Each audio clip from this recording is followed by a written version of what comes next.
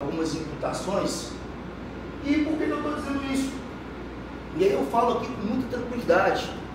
Por mais que eu esteja hoje aqui nesse plenário do júri, perante ali 3 bravos policiais militares, perante um advogado que eu sei que bem representa a associação dos policiais aqui de Juazeiro, mas eles sabem o que eu vou dizer.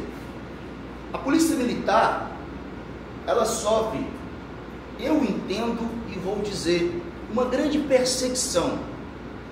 Nós temos hoje a chamada CGD, que é a Corregedoria Geral de Disciplina.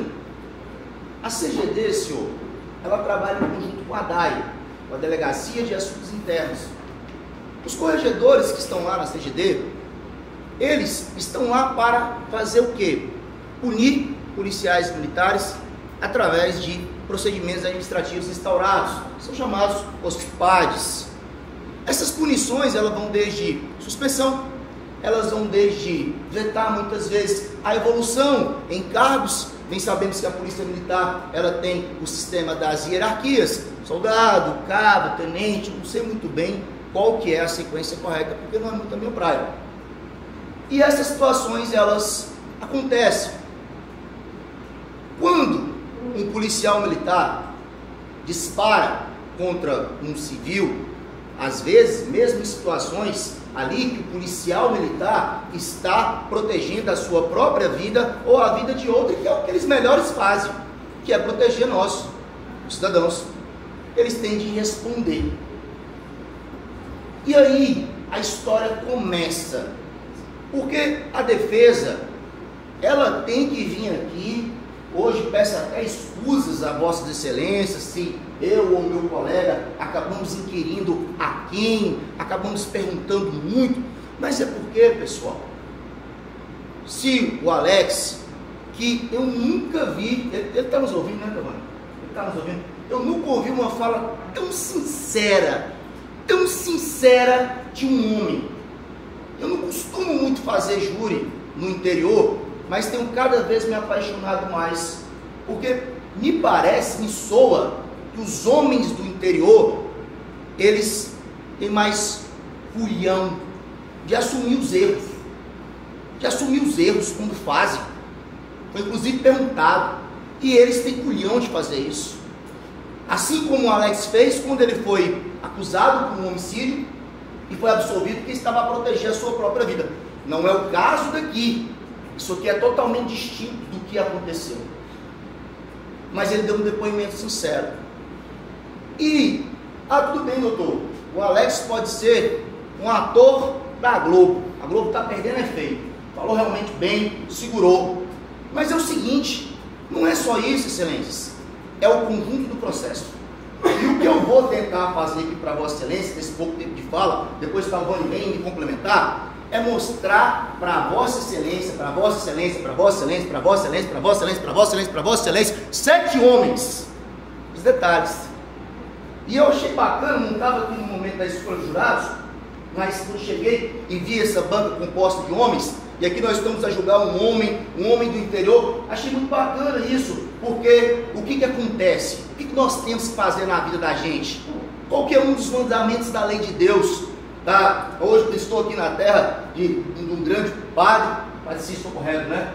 Tem preceitos evangélicos, mas o que ensina os preceitos tanto do evangelho do catolicismo?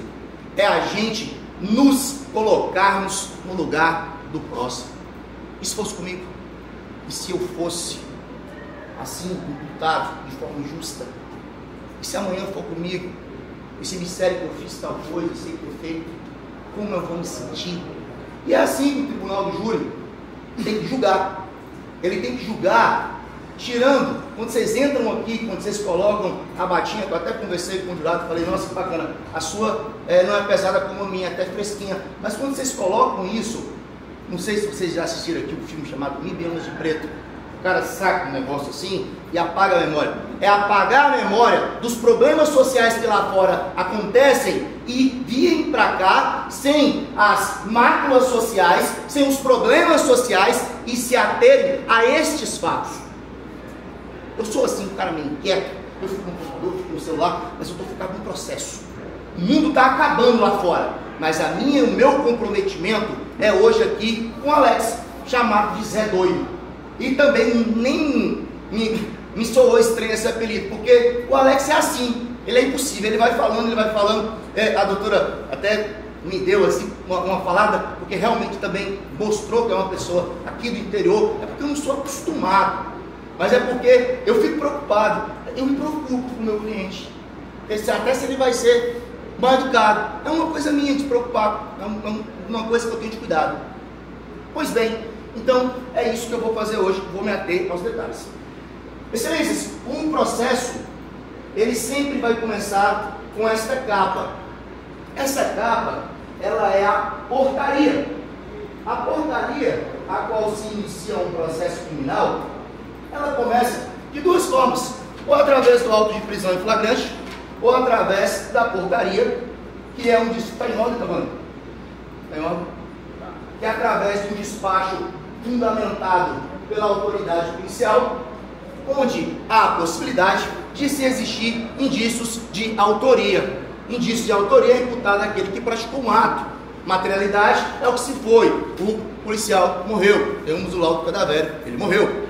Um dos policiais tem os exames lá do hospital, o que falou agora o Passos, que ele foi atingido. Então isso é a materialidade. E pessoal, uma coisa me chamou a atenção nesse processo, e eu acredito que talvez chame a atenção também de Vossa Excelência. Vejam bem, ou se não chamar, eu quero que pelo menos chame e chamar Vossas Excelências para essa conversa reservada. É grave, né? Matar a polícia é grave, porque a polícia é o braço forte armado do Estado. Quando você ataca um policial, você não está atacando o Passos, você não está atacando o André, você está atacando o Estado. É por isso que está qualificador de matar agente público, tudo, porque vocês estão atacando o Estado. Se acontecer algo com a douta magistrada, com o douto promotor e com o defensor dessa vara, vocês estão atacando o Estado. Isso é grave. E o Estado, ele quer cobrar respostas. Doutor, por que o Estado tem que cobrar respostas? O senhor sabe dizer? Nossa, o senhor sabe dizer? O senhor lhe dá ponto, sabe dizer que é mais novo? O Estado tem que cobrar resposta, porque o Estado não pode deixar que uma sociedade civilizada, humanizada, vire a barbárie. A barbárie era os tempos antigos, que se matava e nada acontecia. E nós estamos no Brasil, um Estado democrático de direito, onde existem leis, e o braço do Estado, ele cobra quando algo acontece. Só que às vezes, o Estado, ele quer mostrar um serviço além do que é para ser. E aí eu digo, o delegado de polícia passou no concurso público, também é o Estado. E olha só, vocês estão vendo a tela, eu vou lhe mostrar. Pessoal, desde o primeiro momento, no dia 8/6, para quem não enxerga muito bem, está ali, mas olha só o que o delegado coloca. O delegado coloca Alex Maria Dalvani. Doutor Dalvani vai contar a história da Maria Dalvani, gente. A Maria Dalvani é uma senhora, ubada miúda, uma senhora idosa, sem condições. E o que o Estado faz? O Estado imputa a dona Maria Dalvani, desde o primeiro momento, um artigo 121 qualificado. A dona Dalvani. Os senhores hoje presenciaram o depoimento, que para mim é o mais importante, dos policiais que estavam na cena do crime e foram vítimas. Os policiais, o Hércules e o André, que ficaram lá fora. Eles falaram de Maria Dalvani em algum momento, excelências? Ah, doutor Jade, a gente está aqui no júri desde o começo de janeiro. O promotor já ensinou para a gente que existe o artigo 29, que o artigo 29 ele fala o seguinte: aquele que de qualquer forma contribuir para o crime, a ele responderá. O cara quer matar um cara, está com 38, ele não tem uma munição, chega um gaiato com a munição pendurada no pescoço e fala, pega aqui, e o cara bota no 38 e mata. O gaiato vai responder igual ao que puxou o gatilho, porque o artigo 29 fala isso. Só que a Maria Dalvanil, o que essa senhora fez, pelo amor de Deus, gente? A miúda estava no bar dela. A miúda vivia vendendo lanche. Tanto é que os policiais, quando voltaram dos festejos, que o processo tem um ponto que fala isso, não estavam de serviço. E eu não estou julgando o que as pessoas fazem das suas vidas privadas, porque não é da minha conta. Eu não consigo cuidar, às vezes, nem da minha. Tem que botar minha mulher para cuidar. Mas eles estavam lá no festejo e voltaram para tomar um café, um refrigerante, um bolo. Normal, né? De manhã, a gente sente fome depois de uma boa noite. Todo mundo armado. Tinha até uma CCT. CCT, para quem não sabe, ela é uma arma longa, .40, que ela é semiautomática e é uma arma bacana. Eu fico preocupado, esses caras tudo no festejo e essas armas dentro do carro. Porque eles não foram pro festejo com a CCT, né? Pelo amor de Deus. Se rouba essas armas, o perigo da mão de bandido, CCT. E aí foram para lá. Justifica alguma coisa? Justifica nada. Mas eu estou querendo dizer para vocês que nós tínhamos que achar um culpado na hora. Mas é na hora. Porque senão, sabe o que acontece? O Estado fica desmoralizado.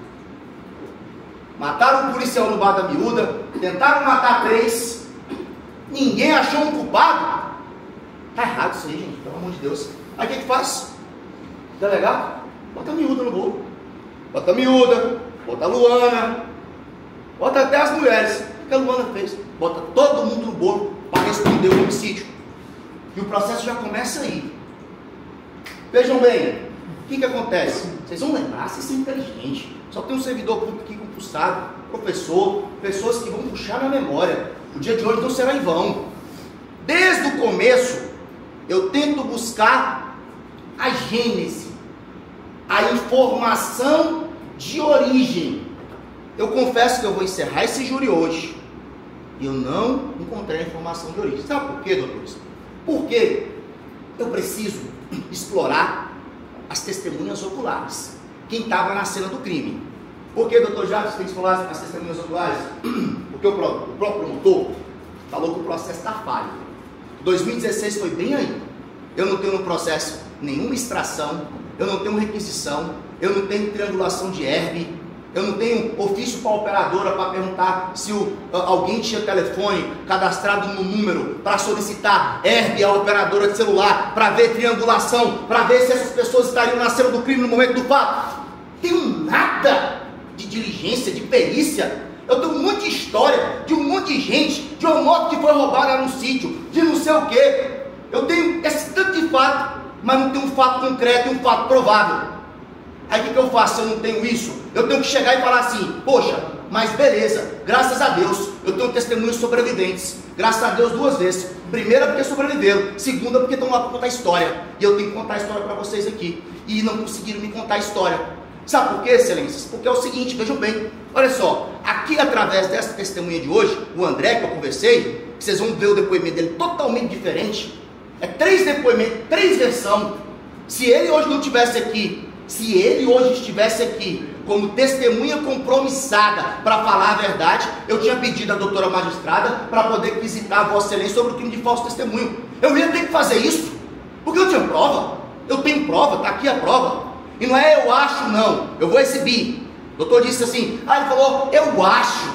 Não tem eu acho. E agora eu posso exibir. Lá eu não podia, agora eu posso. Agora é o momento de fala. Eu posso falar tudo que está dentro do processo. Não posso falar o que não está lá. Eu não faço isso. Eu sou técnico. Eu trabalho com o que está no processo. E aí é o seguinte. Ele falou que, puxa na memória, que quem falou que reconheceu o Zé doido no primeiro momento tinha sido o Passos, o Edmilson.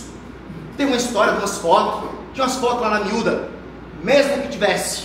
A miúda era sogra do cara, pô. O que tem ter foto lá na casa dela? Ué, ela não é sogra do cara? Normal, tranquilo. Essas fotos não apareceram no processo não, tá? Nada disso apareceu no processo. Absolutamente nada. Hoje querem empurrar a condenação, pedir mais de 30 anos para vocês condenar o Zé, tá? Porque chega a isso, porque nós temos aí o concurso das penas qualificadas, passa muito mais. encher aí 35, 40 anos. Eu não sei porque eu não conheço o peso da caneta da doutora. Primeira vez que eu estou aqui. Mas lá em Fortaleza, isso aqui vai chegar a 50 fácil. 50 fácil. Na progressão de 2 crimes de pena, o cara me fica 20 anos dentro daquele inferno lá, daquele buraco, daquele lixo que eu estou lá toda semana, sem ser culpado. Ah, sem ser culpado por quê, doutor? Por que você está falando? Não, porque o processo não traz a prova. Ah, doutor, e aí e tal? O que tem? O juiz, o que o juiz faz? O juiz aplica o 386, inciso 7, 6. O juiz absolverá o réu por não haver prova nos autos. E eu não estou dizendo aqui para Vossa Excelência que vocês têm que fazer isso. Sabe por quê? Porque nem precisam. Porque o mantra da Constituição para Vossa Excelência, eles trazem para Vossa Excelência que vocês podem julgar de acordo com as suas convicções, com as suas consciências. Tá, beleza. Mas aí eu estou trazendo para você agora, para inserir na cabeça de cada consciência de vocês, que o processo não tem prova. O processo é contraditório. E aí está na mão de Vossa Excelência, se enfiarem lá essa condenação toda. Está na mão de Vossa Excelência. O meu trabalho, no tempo de fala que eu tiver aqui, eu vou mostrar para Vossa Excelência. Então vamos lá. Vamos pegar a cronologia. O processo, quando você vai estudar o processo no sistema, ele é verticalizado, porque ele é cronológico. Quando você vai estudar no impresso, ele é horizontalizado, porque é número de páginas. E esse processo está dessa grossura aqui, tem 2 volumes, e não tem nada de prova que o Zé estava lá. Começando por aqui. E aí a gente começa aqui na portaria. A portaria já traz a informação, só que tem um detalhe. O Edmilson Passos, ele foi falar muito tempo depois, meses depois do fato, não falou porque estava machucado, estava medicado. Mas aqui, a denúncia contra o Zé, já começa aqui o documento, no dia 16/6/2016, outro dia após os fatos. Da onde surgiu a informação? De um limbo que nós não sabemos. Mas vamos para saber, vamos achar aqui. Inclusive, eu sou falho, tá? Sou ser humano.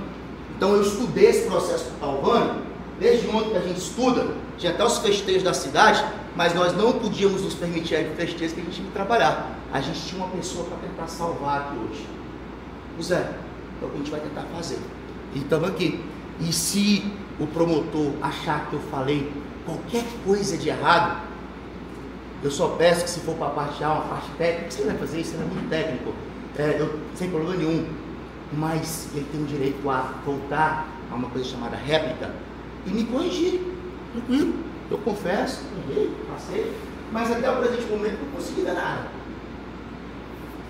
Dando continuidade, excelência, o que nós temos aqui, doutores, é o primeiro relatório circunstanciado de ocorrência do homicídio. Totalmente falho. Que relatório capenga, por favor. Nós estamos em 2016, nós temos provavelmente delegacias especializadas em homicídios, nós estamos em Juazeiro, uma capital linda, maravilhosa e grande. Nós precisaríamos ter o quê? Um laudo de recognição visuográfica de local de crime, com peritos, com fotografias, com coletas de provas, com coletas de cápsulas de munições, com impressões papiloscópicas digitais. Eu não estou viajando não, tá? Nós não estamos aqui nos anos 2005, não, nós estamos em 2016, em Juazeiro do Norte. Então, isso não se tem. Aí nós temos esse relatório, o circunstanciado de local de crime. Nesse relatório circunstanciado de local de crime, feito por um perito, olha só para vocês verem, isso aqui é uma curiosidade gritante para mim. A próxima vez eu me organizo. Eu vou ter que olhar por aqui que eu estou com revisão seríssima, pessoal.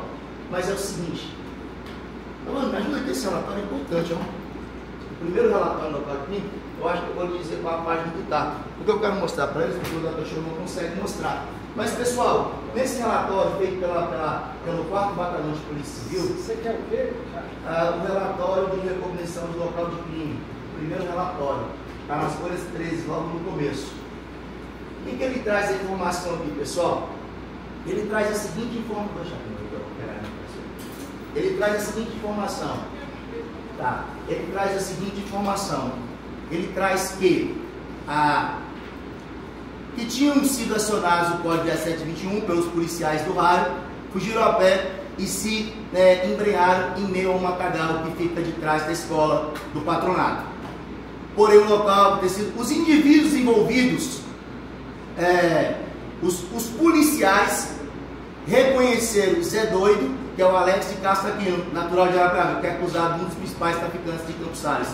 Pessoal, me diga uma coisa: como é que os policiais reconheceram o Zé Doido se o Passos só prestou depoimento após e o Edmilson disse que foi o Passos que havia reconhecido o Zé Doido? Houve uma máquina do tempo, eles foram lá no futuro, depois eles voltaram, foi porque o Edmilson até então, Passos, não tinha falado do processo. A tal da Gênesis começa-se com o Edmilson, que era um policial que estava dentro daquele quadrado que nós ilustramos, aquele quadrado lá, nós conversamos, e ele teria visualizado o Alex Doido, e na delegacia, quando os policiais, estão imaginando a cena, mostraram lá o albinho de fotografia dos supostos criminosos da área, porque cada um tem o seu, isso é regionalizado. Aí o Edmilson tinha falado que tinha sido o Alex Doido, porém o próprio Edmilson vem hoje aqui perante Vossa Excelência e fala que não estava no calor da emoção, e estavam todos mesmo no calor da emoção. Imagina, gente, o que esses policiais passaram, o estresse, bandidos atirando contra eles, imagina a loucura que eles passaram. E a prova, que é o Edmilson, que seria o reconhecedor, ela cai por terra hoje perante Vossa Excelência. Eu achei muito massa, nós não éramos advogados desse processo dos fatos, mas achei muito bacana o fato do promotor ter arrolado esses policiais para serem ouvidos aqui, e acabam sendo vítimas, testemunhas também, e elas trouxeram a verdade para vocês. Hoje, a premissa maior do processo penal, que é a busca da verdade real, foi trazida pelos policiais, que trouxeram aqui a verdade. Por mais que o André muda totalmente o que se fala, mas o Edmilson vem e é sensato. E o Edmilson fala no processo depois de muito tempo. Então, de onde é que pode tirar essa informação? Que policial que falou, gente? Quem que acusa? Como é que eu vou condenar uma pessoa nesse crime bárbaro, nessa pena bárbara, se eu não tenho a testemunha direta do fato? Eu estou provando isso para Vossa Excelência. Eu estou provando porque o depoimento do Edmilson, ele é um depoimento que foi prestado muito tempo depois, ele vai estar aqui. Eu vou fazer o seguinte, eu vou não perder tempo, porque o nosso tempo é curto. Tudo que eu estou falando aqui, se eu não for interpelado, interrompido pelo o fiscal da lei, que ele tem esse princípio constitucional, aqui no processo ele é parte, ele é ex-adverso neste momento, mas ele é o fiscal da lei, ele vai me pontuar. Então, caso vocês não enxerguem no data show, confiem na minha palavra. Mas não é porque eu estou falando, não, é porque o fiscal da lei está sentado ali, se eu falar qualquer besteira, ele vai me interpelar. Então, dando continuidade. Continuidade do que eu falo é o seguinte: olha só, o André Luiz, no depoimento dele, que esse depoimento dele é prestado no dia 9 de maio, logo um dia após os fatos, o André Luiz, ele não traz absolutamente nada no depoimento dele em delegacia, no inquérito policial, sobre a presença do Zé Doido. Aí vocês pensam assim, e aí cai por terra também isso aí, tá? Seguinte, vamos lá. Jário, o Zé Doido, o Edmilson, o Passos, ele foi falando no processo só depois de 6 meses, mas na hora que ele estava machucado no braço, e ele estava consciente, ele pode ter falado com os colegas de farda dele, ele pode ter falado com o André, ele pode ter falado com o Hermes, que ele tinha reconhecido ali, supostamente, talvez, o Zé Doido. Só que isso é impossível, porque eles não conheciam o Zé Doido, eles não sabiam da característica do Zé Doido. Todos eles no processo falam que nunca viram o Zé Doido, não sabia que era o Zé Doido, nunca tinha falado com o Zé Doido. O Passos só foi dizer que era o Zé Doido quase 6 meses depois, porque quando ele foi na delegacia prestar o depoimento, o delegado foi por exclusão. E aí o que conta o processo, nessa mundo de ilusões, é que ele tinha reconhecido. Então ele é a Gênesis, é o original. Só que é o seguinte, ele sequer comenta as características com o colega que fala no dia seguinte, 9/6. Porque senão o colega tinha trazido pelo menos as características de alguém. E o colega não traz características de ninguém. Então, cai por terra essa história, tá? Inclusive, como o processo começa. E vou dizer para vocês, viu? Quando começa o processo ruim, eles querem esticar a baladeira até o fim para ser ruim. Hoje no Brasil tem um tal, como eu disse, não sei como é que funciona aqui, Então não vou falar erga omnes, no todo, no geral. Mas no Brasil tem um tal, pelo menos em Fortaleza tem muito disso, eu rebato sempre, do Ministério Público, dá um Ctrl+C, Ctrl+V no relatório do delegado de polícia e formular uma denúncia. Muda umas palavras aqui e acolá, o delegado faz o trabalho, o Ministério Público vem, dá um Ctrl+C, Ctrl+V, faz a denúncia e assim vai começando errado. Então se o delegado investigou errado, o Ministério Público denunciou errado, e se o advogado não lutar para provar que o cliente é inocente, que é uma inversão de valores, porque a Constituição Federal preceitua que o ônus da prova é do MP, mas isso aí para mim era para fazer uma ADI lá no Supremo, era para caçar isso aí, porque isso não funciona não. É muito fácil chegar aqui e pedir condenação sem ter prova nos autos. E a gente tem que gastar a garganta, tem que estudar, tem que mostrar para vocês, tem que quebrar a cabeça, para você mostrar que o processo não é aquilo que se fala. Pedir condenação é fácil demais. Dando continuidade. Aí, nós temos aqui nesse documento aqui que eu estou mostrando para vocês, o depoimento do Hércules. O Hércules, ele fala no depoimento lá, na fase do inquérito policial, que nem acompanhamento de advogado, ele foi acompanhado aqui pelo doutor, foi acompanhado pelo advogado. Nada que ele não possa ser acompanhado pelo advogado.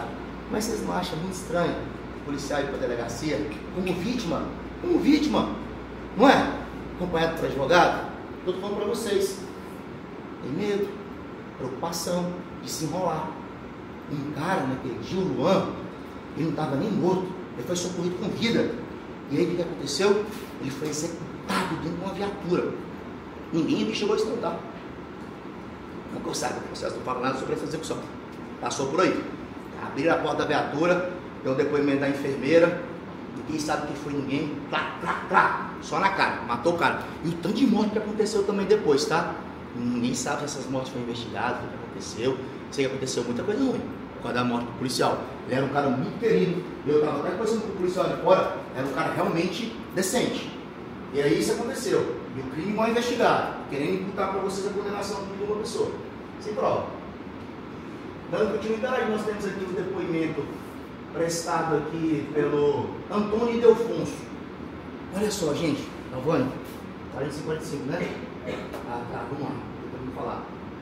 O Ildefonso, lá na delegacia, logo dias após os fatos, que é o momento do calor, do flagrante, da flagrância, ele também não traz nada no depoimento dele, falando sobre a questão do Zé Doido, que tinha lá pegado o carro, para poder a informação que o Edgar. O Talvani vai bater muito nessa situação do Edgar. Mas é o seguinte, sabe por que o Edgar fala isso? Porque o Edgar, ele falou aqui no começo, o Daniel era meu melhor amigo, meu chapa, meu brother, trabalhava para ele, tinha coisa junto. E aí, não seria bom? O Daniel estava todo fudido, gente, pelo amor de Deus. O Ashley, que era na ação do crime, era do Daniel.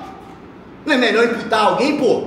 É fácil isso aí, cara. A gente não vai nem discutir muito isso aqui, porque isso é besteira. A gente dá credibilidade ao depoimento de Edgar?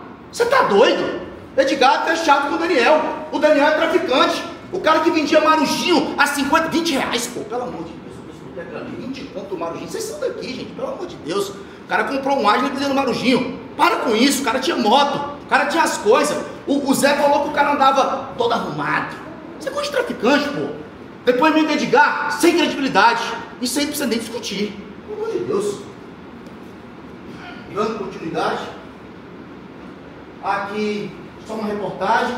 Que aí a morte do cara lá, o próprio jornal de Campos Salles noticiou os fatos. Tá? Morreu muita gente para justificar o motivo que o Zé foi embora. Se ele ficasse, ele ia morrer, porque desde o começo acharam um bode expiatório e o bode era o Zé. Se o Zé ficava, ele ia acabar igual aquele ali, ó, envolvido na morte de soldado executado em Campos Salles. Ia ser o Zé na reportagem aí. Não sei qual vai falar aqui, mas ia ser o Zé. Qual é? Sai de miséria. O Zé ia sair de miséria. Ô Tavani, eu separei aquelas mídias lá, mas se assume a partir daqui, porque eu só queria mostrar para os doutores aqui, para os excelentes aqui, a questão de como isso se iniciou, o preambular, e de como que essa história não se sustenta. É isso que eu queria mostrar para vocês. Hoje eu já falei com meu colega, separei umas mídiazinhas do depoimento do André, lá em juízo, que foi o mais verdadeiro, vocês vão sentir verdade na fala dele. Ah, doutor, por que ele veio aqui e contou essa história hoje? Ô, gente, pelo amor de Deus, né? Ele é polícia, né? Ele está aqui prestando depoimento na frente de vários policiais. Ele não vai vir aqui e vai certificar para condenar um cara para todo preço. Ele vai depois passar vergonha na corporação dele, que ele veio aqui e não teve a coragem de sustentar o que o Ministério Público quer sustentar, que é a acusação do Zé. Pô, claro que não, né, gente? Ele é polícia, ele não vai passar essa vergonha. Vai chegar lá na corporação. O depoimento dele de instrução era só pra gente, gravadinho, só tinha o juiz, a promotora, os advogados, fechadinho lá, para ver tinha que ter senha. Mas aqui, ó, é público.